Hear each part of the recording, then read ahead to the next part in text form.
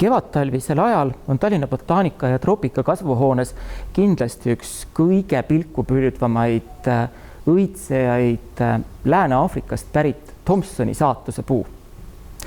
Ta on üks tõeliselt tore liaan oma tumeroheliste lehtede ja selliste väga mitmetooniliste õite poolest.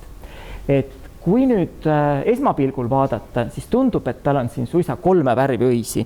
Et on sellised roosakaslillad, on valged ja on kirgaspunased. Tegelikult on selle saatusepuu õied siiski ainult kirgaspunased. See valge ja tumel selline lillakas on tema õiekate.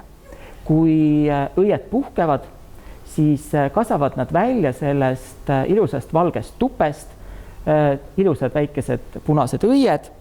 Ja kui õied ära pudenevad, siis mõni aeg hiljem see kunagi valge õiekate värvub kenaks ja lillaks. Kui taim viljub, siis nende lillakate või õiekate lehtede vahelt ilmub välja ilus väike süsimust mari. Mida võiks veel Thomsoni saatuse puu kohta öelda? Viimasel ajal on ta taas moodi tulnud.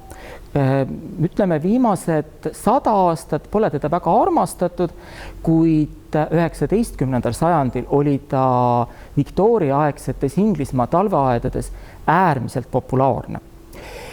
Ja siis päris tore on ka tema nime saamise lugu. Et saatusepuu ehk Clerodendrum tuleneb sellest, et selle paljuliigilise perekonna nii mõnedki esindajad on väga head ravimtaimed ja siis neid peaksid siis pruukima need inimesed, kellel saatusega pole väga hästi läinud, kellele saatus on mingisugused tõved toonud. Tõsi küll, Thomsoni saatusepuu ei ole selles osas kuigi kõva tegija. Temal teadaolevalt mingeid raviomadusi ei ole. Ja kui me nüüd räägime sellest Thomsonist, kelle auks ta on nimetatud, et siis see oli üks Keenias tegutsenud Inglise missionär, et kelle esimese abikaasa auks sai siis Thomsoni saatusepuu oma nime.